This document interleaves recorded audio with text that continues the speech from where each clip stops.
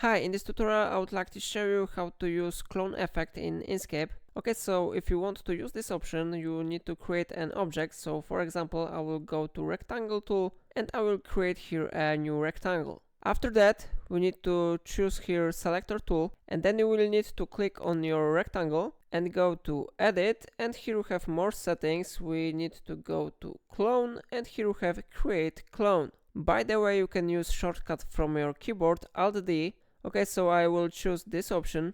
If you will move your object, you will see that your clone has been successfully created here. If you don't know which one is your original object, you can always check it by going to edit and going to clone, and here you have something like select original. Of course, you can use Shift D shortcut, and it is our original object.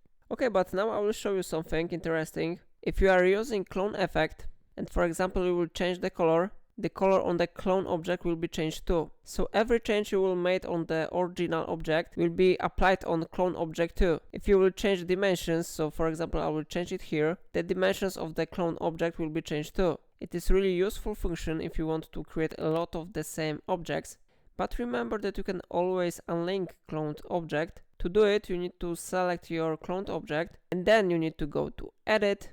Now we go to clone, and here we have unlink clone. You need to choose this option, and now when you will change something in your original object, then your changes will not apply to your other object. And it's everything in this video. If I helped you to understand better this effect, remember to like this tutorial and subscribe my channel because it really supports my work. And that's all. Thank you for watching.